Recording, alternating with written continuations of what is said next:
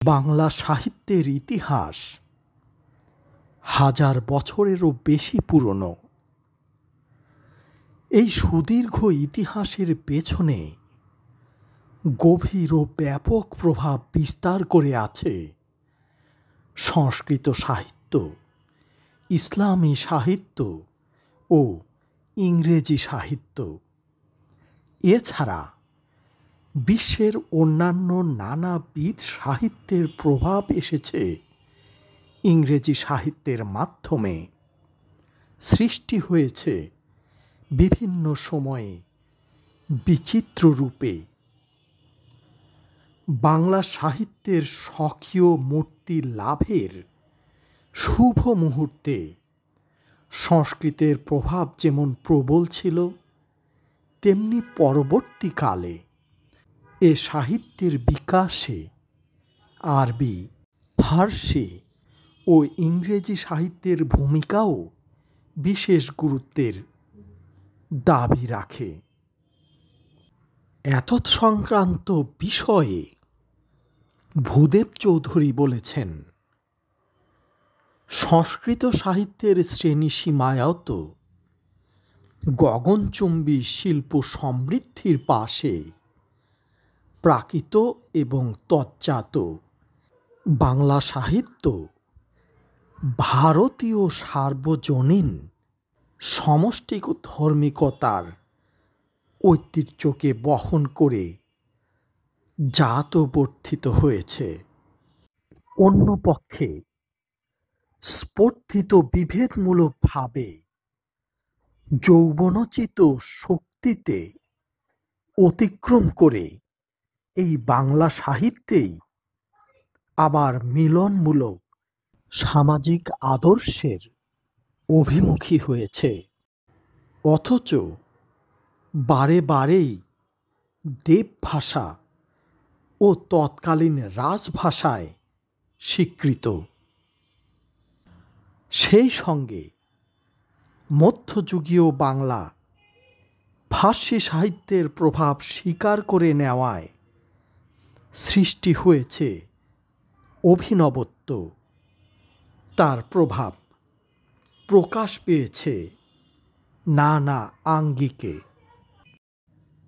তা বাংলা সাহিত্যের সমৃদ্ধির পেছনে গুরুত্বপূর্ণ ভূমিকা রেখেছে। এ প্রভাবেই হাজার বছরের নিরবচ্ছিন্ন সাধনায় বিদেশি ভাষা ও সাহিত্যকে আয়ত্ত করে সমৃদ্ধ হয়ে উঠেছে বাংলা ভাষা ও সাহিত্যের ইতিহাস। বাঙালির জাতীয় জীবনধারা বরাবর একইভাবে একই স্রোতে প্রবাহমান ছিল না। যুগে যুগে এদেশের সংস্কৃতি ও বাঙালিত্ব ক্রমবিবর্তিত হয়েছে। বাংলা সাহিত্যের ক্ষেত্রেও এর অন্তর্ভাব ও বহিরঙ্গ অবয়বে পরিবর্তন এসেছে।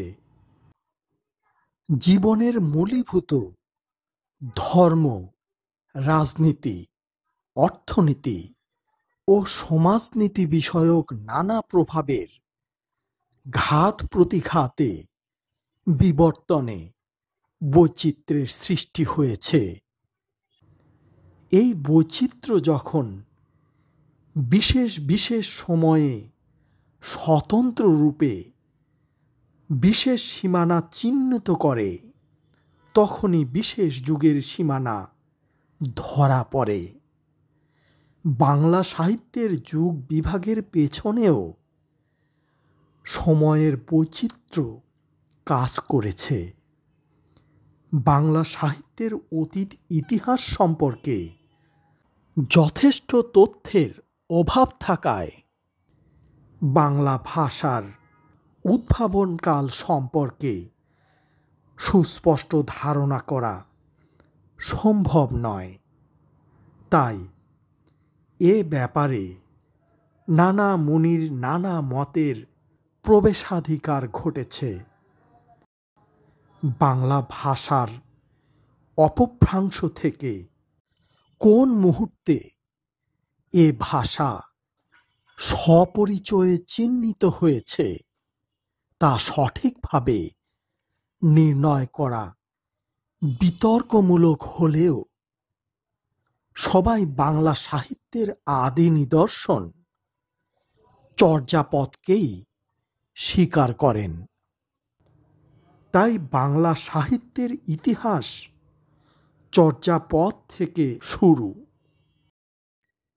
কিন্তু চর্যাপদের প্রথম রচনাকাল সম্পর্কে পণ্ডিতরা মতানৈক্যে পৌঁছাতে পারেননি।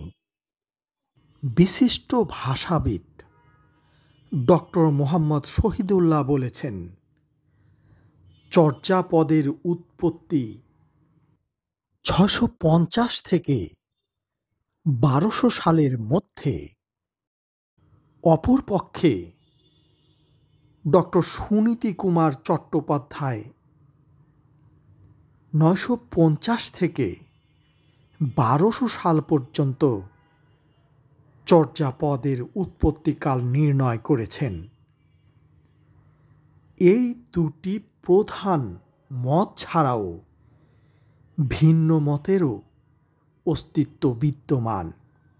তবে বাংলা সাহিত্যের উৎপত্তিকাল সম্পর্কে মতপার্থক্য থাকলেও এর পরবর্তী বিকাশে সমৃদ্ধের ইতিহাস নিয়ে বিভ্রান্তির কোনো অবকাশ নাই।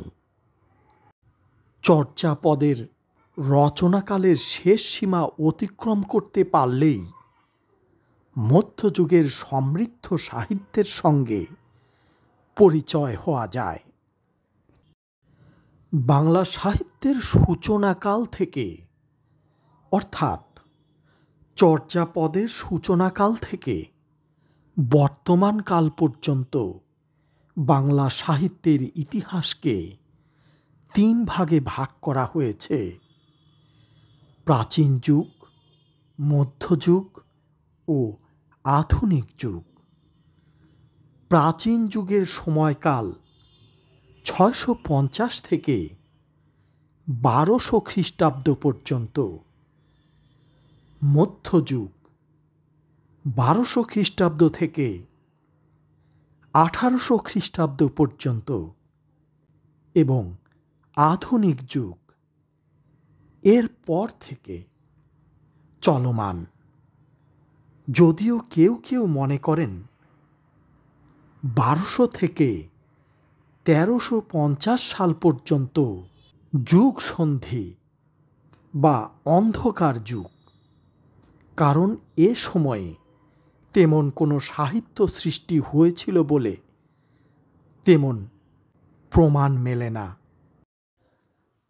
কেউ কেউ এমন দাবি করলেও সে সময় প্রকৃত পৈলাঙ্গ সংকলিত হয়েছে শূন্য পুরাণ ও তার কালিমা বা পিঞ্জরের রুশমা, ডাক বা খনার বচন, শেখ শুভদয়ার পীর মহত্ব জ্ঞাপক বাংলা অর্জা অথবা ভাটিয়ালি রাগেন গীয়তে নির্দেশক বাংলা গানের বা মন্ত্রের কথা সে আমলের সাহিত্য নিদর্শন হিসেবে উল্লেখযোগ্য।